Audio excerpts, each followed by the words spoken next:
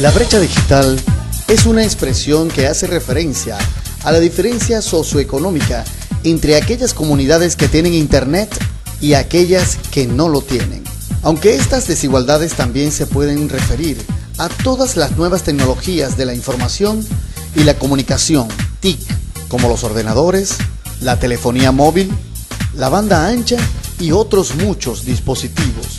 Asimismo, la brecha digital, por lo tanto, se basa en las diferencias de acceso a las tecnologías. Es importante destacar que en este término también se puede hacer referencia a la diferencia que hay entre grupos según su capacidad para utilizar las TIC de forma eficaz, debido a los distintos niveles de alfabetización y de capacidad tecnológica adquirida, la cual es imposible aprender sin una buena base de conocimientos básicos y sin el material necesario para concretar ese conocimiento y descubrir ese uso tecnológico. También se utiliza en ocasiones para señalar las diferencias entre aquellos grupos que tienen acceso a contenidos digitales de calidad y aquellos que no.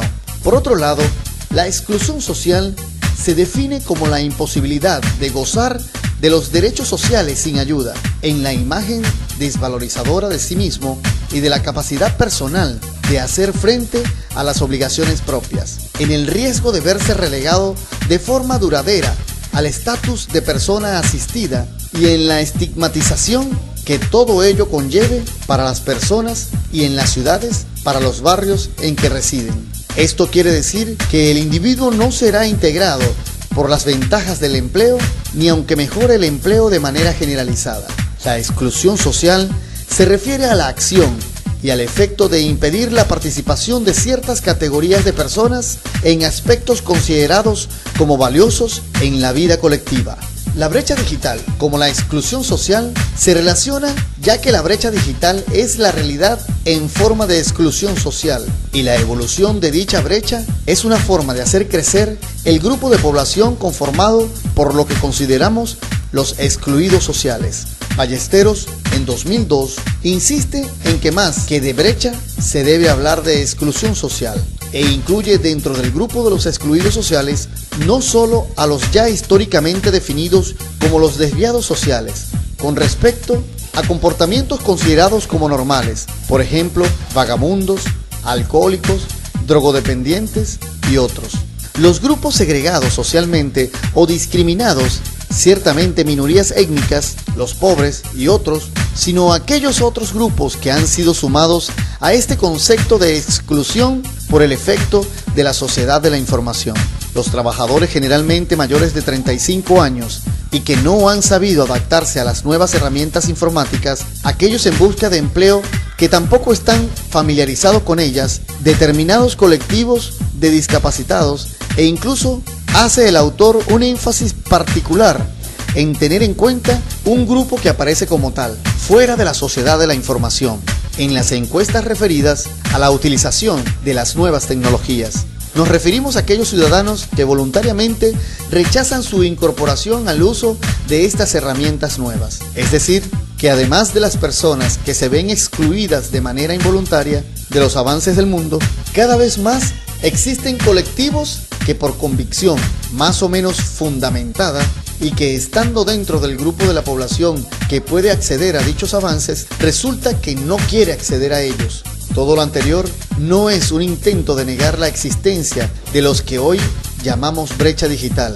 En lo absoluto, consideramos que es un fenómeno que hace cada vez más acusadas las diferencias entre unos sectores del mundo y otros.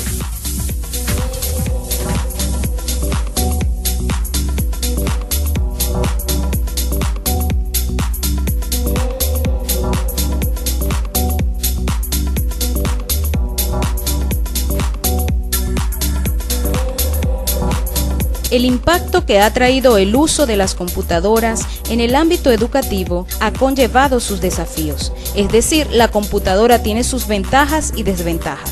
Entre algunas ventajas que podemos observar son la posibilidad de dar una atención individual al estudiante, la potencialidad de amplificar las experiencias de cada día, el aporte del computador como herramienta intelectual, la capacidad que otorga al estudiante al controlar su propio ritmo de trabajo, el control del tiempo y secuencia del aprendizaje, la capacidad que tiene el alumno en el control del contenido del aprendizaje, la capacidad que ofrece el computador para utilizar la evaluación como medio de aprendizaje. Son herramientas multimedia.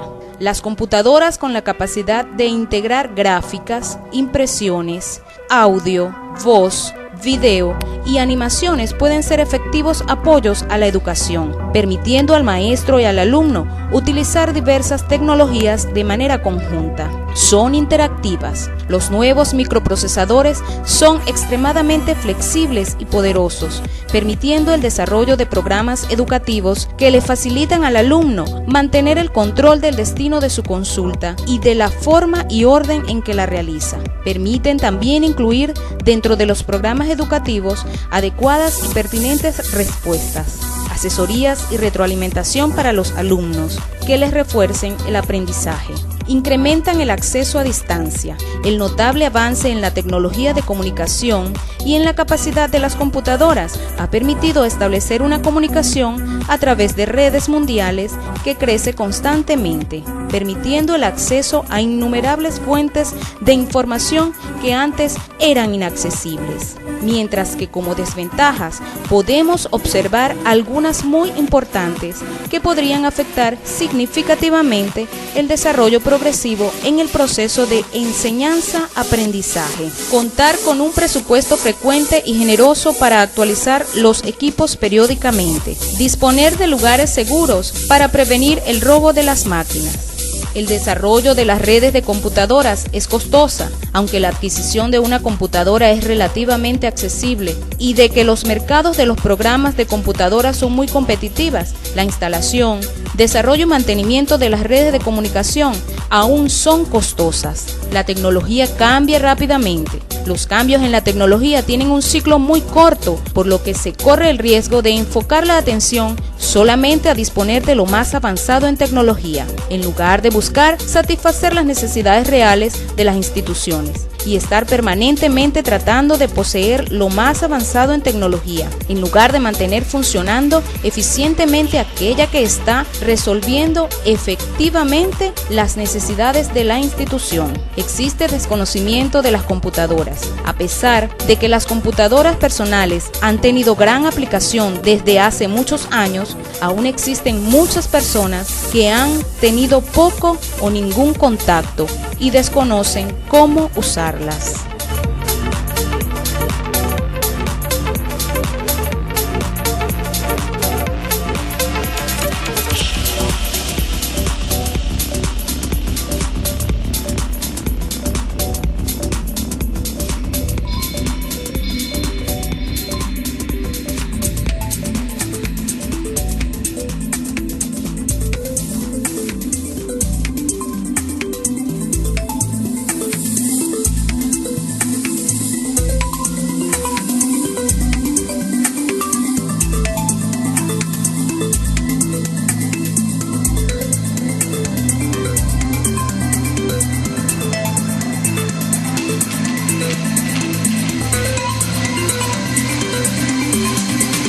El papel del tutor en el mundo del aprendizaje virtual es materia de discusión encendida y permanente.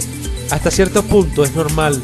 Al fin y al cabo, es una moda que a algunos les rinde muchos beneficios, pero tal vez lo que más sorprende es que nadie se pregunta ni pone en duda el papel del profesor en la educación presencial, ni tampoco el rol de la escuela, que todavía opera con la mentalidad de fábrica de producción en serie de seres humanos para la que nació durante la revolución industrial. Parece evidente que el papel del tutor virtual es el mismo que el del profesor presencial: ayudar a que los alumnos aprendan y, más concretamente, favorecer que las personas aprendan a pensar y decidir por sí mismas. Idealmente, instalar en ellas el amor por aprender. El tutor tendrá dos papeles decisivos: ofrecer feedback y manejar y reforzar relaciones entre personas. La razón me parece obvia. Los tutores van a tener que especializarse en aquello en que sean mejores que las computadoras. Aspectos como relacionarse con los demás, comunicarse efectivamente, funcionar en la compleja sociedad actual o manejar el estrés son cruciales y tienen un componente humano muy importante.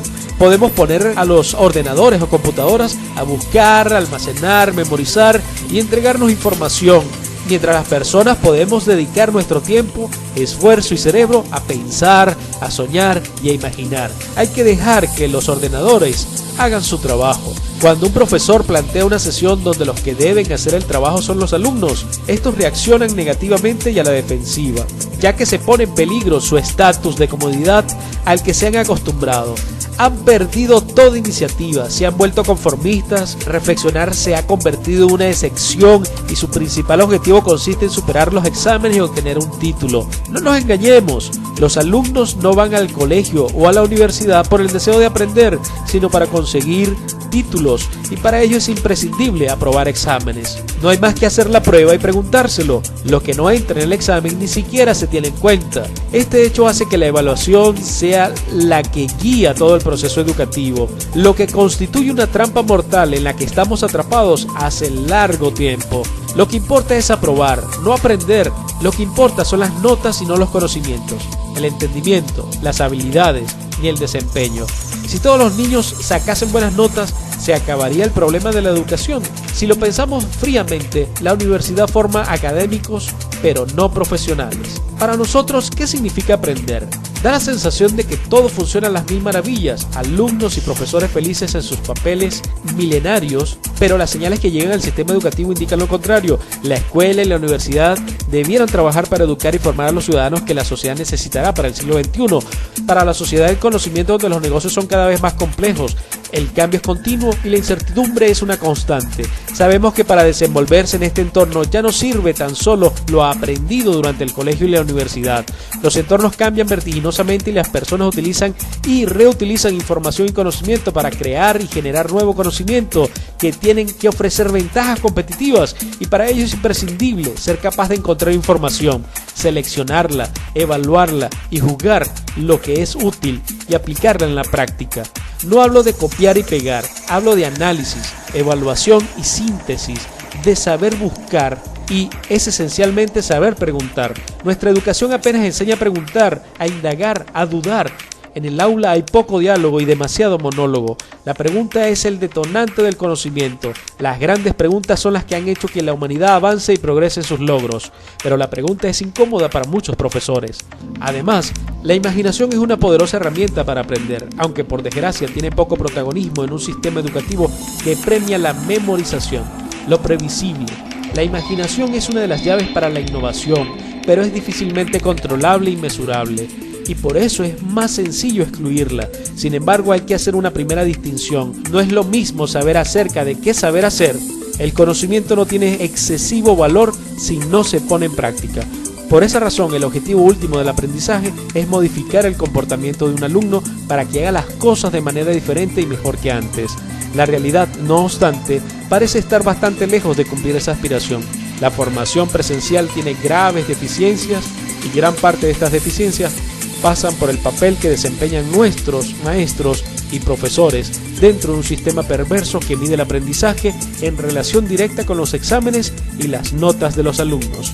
En este ámbito, la tecnología es un gran acelerador de procesos y modelos. Cuando estos funcionan adecuadamente, lo que ocurre es que añadir tecnología a un modelo deficiente no solo no lo mejora, sino que lo empeora. Por tanto, este micro hace referencia al rol del profesor independientemente de que se desempeñe de forma presencial o en línea, porque el aprendizaje es independiente del ámbito en el que tiene lugar. A fin de cuentas, de lo que se trata es de que ya no hablemos de formación a distancia, sino de formación sin distancia, y por ello, antes de abandonar las mencionadas funciones esenciales del tutor, es necesario precisar claramente lo que entendemos por aprendizaje. El aprendizaje es un fenómeno social que acontece en el ámbito personal y como tal es intransferible. Soy yo el que aprendo, y al igual que pasa por ejemplo al comer, dormir o correr, Nadie puede hacerlo por mí. Lo mismo sucede con las emociones, que tienen un papel determinante en el aprendizaje.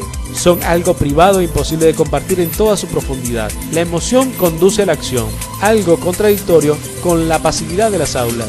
Aprender consiste en acumular experiencia reutilizable en el futuro, y para ello necesita motivación, necesita tiempo y necesita práctica. Aprender es casi un sinónimo de predecir lo que va a ocurrir, empleando la memoria de nuestras experiencias para recordar lo que ya ocurrió. El resultado de aprender es la experiencia y palabras hermanas como experimentar, hacer, probar y practicar. Lo que aprendemos forma parte de nosotros, de nuestro bagaje, y nos lo llevamos puesto donde quiera que vayamos. Hoy en día, el Internet ha favorecido el acceso de la información y facilitado su distribución. La educación viene a nosotros en cualquier parte y en cualquier momento. Esto parece fantástico. Lo grave es que el problema continúa siendo el mismo. La versión en línea se limita a visualizar lo presencial. El alumno sigue siendo el mismo espectador que antes, y además ahora está solo con un artefacto tecnológico de por medio, como lo es el computador, y las autopistas de la información, que rara vez se comportan como tales. Por si fuera poco, la mayor parte de los contenidos dejan mucho que desear, tal y como sucede en la mayoría de los cursos presenciales. La calidad de los contenidos no se mide por la cantidad de diapositivas ni por el número de páginas de los manuales. Del mismo modo que una película no es buena en función de sus efectos especiales o su duración, nada de esto es sinónimo de aprendizaje. Por tanto, ¿de qué nos sirve tener acceso fácil y rápido a contenidos pobres? Lo peor de esta herencia milenaria es que se genera una inercia de asumir el aprendizaje como algo externo, que viene de fuera, y donde nosotros no somos los auténticos protagonistas ni responsables. Por ello, cuando queremos aprender algo nuevo, automáticamente pensamos en conceptos artificiales como escuelas, aulas, cursos, asignaturas, exámenes, donde esperamos que un profesor nos explique cómo son las cosas. Y todos sabemos que describir una situación jamás sustituye el vivir esa situación en primera persona.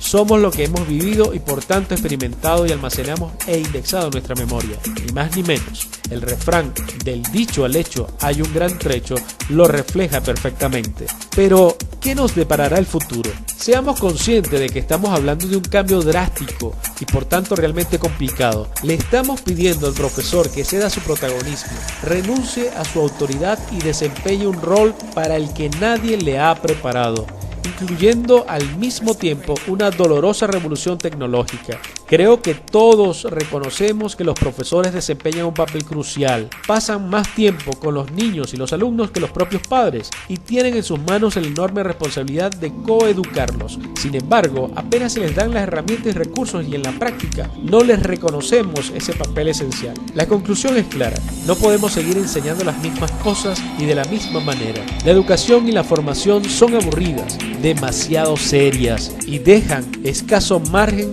al entretenimiento.